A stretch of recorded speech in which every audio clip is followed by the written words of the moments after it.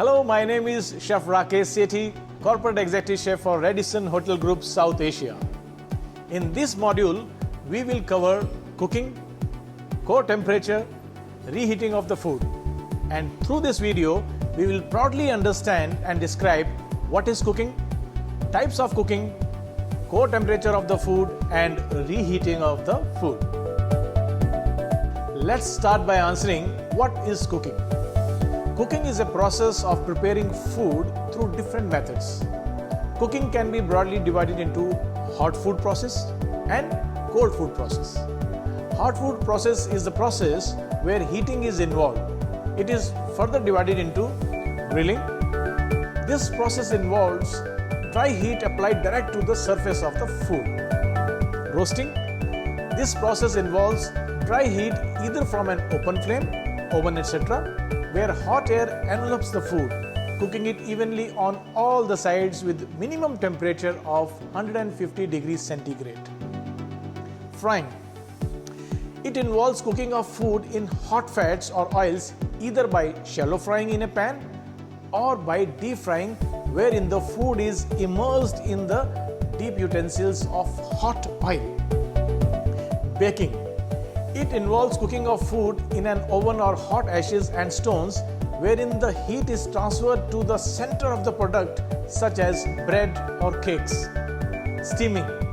It involves cooking of food through heat of steam produced by boiling water. Boiling. It involves cooking of food in boiling water or cooking liquids such as stock. Now coming to the cold process. In this process, food is prepared through chilling. Cold process is further divided into cold salads, juices, cold cuts, ice creams, and cold desserts. Certain guidelines to keep in mind for cooking in a way that food safety is maintained at all time. It is recommended to keep cold kitchen away from hot process zone, even though kitchen is designed based on cuisine type. The cooking of vegetarian and non-vegetarian food should be done separately to avoid contamination. Cooking, processing or preparation should be done only in food-grade containers or equipment. Only potable water should be used for cooking activities.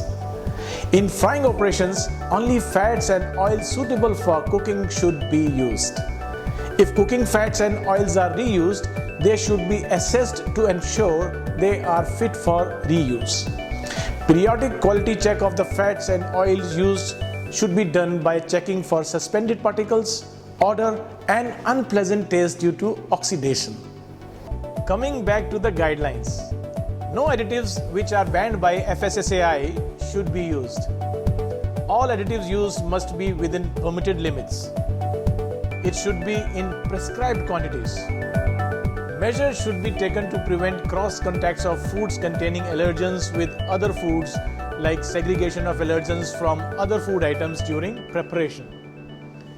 If fermented foods like idli, dosa, etc. are being made, then timing should be carefully maintained to prevent growth of pathogens and toxin formation.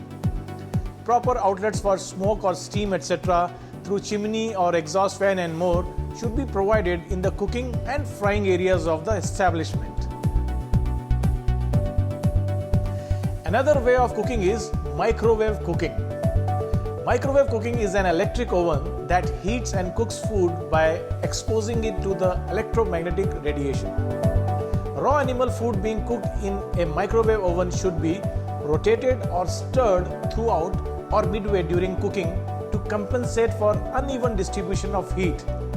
Heated to a temperature of at least 75 degrees centigrade for 15 seconds. Allowed to stand covered for minimum of 2 minutes after cooking to obtain temperature equilibrium.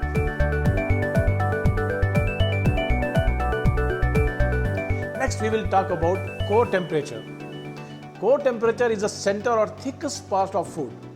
Temperature that is required to cook the food downright to the core in the order to reduce the bacteria to an acceptable level is called core temperature.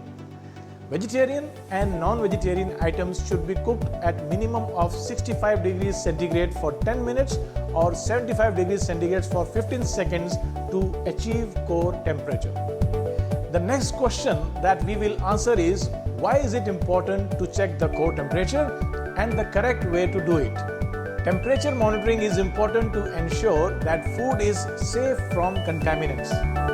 Checking the temperature of the cooked food with a thermometer is the only reliable way to make sure food has reached a safe internal cooking temperature. The correct way to check internal temperature of the cooked food is to remove your food from the heat and insert the digital food thermometer at the center of the cooked food.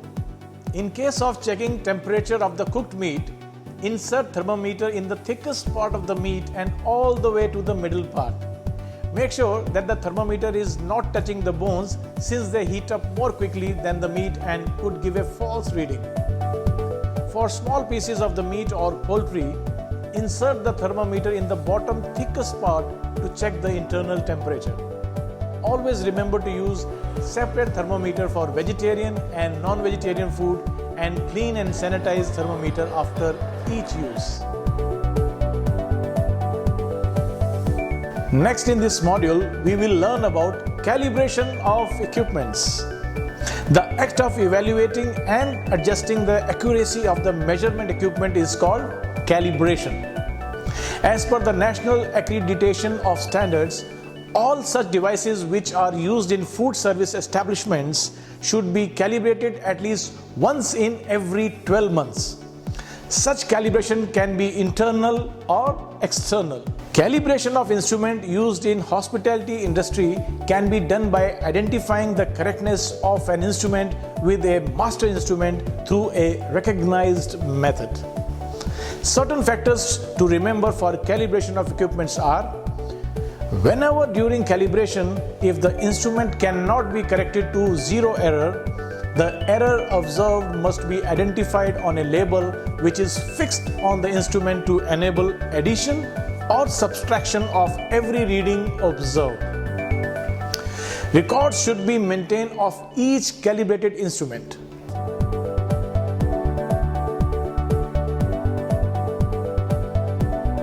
Coming to the last part of the module, we will now understand reheating of the food.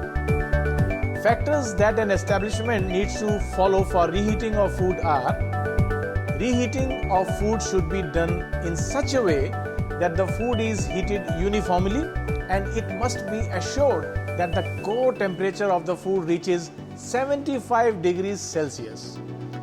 Reheating of food should be done using direct methods such as heating on stove or using a microwave.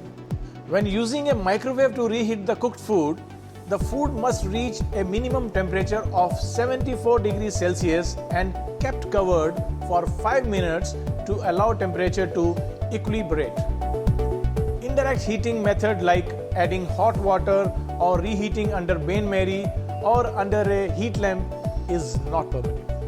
High-risk foods such as raw and cooked meat, fish, poultry, cooked gravies, etc. that are heated must not be cooled and reheated again for second time use. We have come to an end of this module. Thank you for watching this video. Have a good day.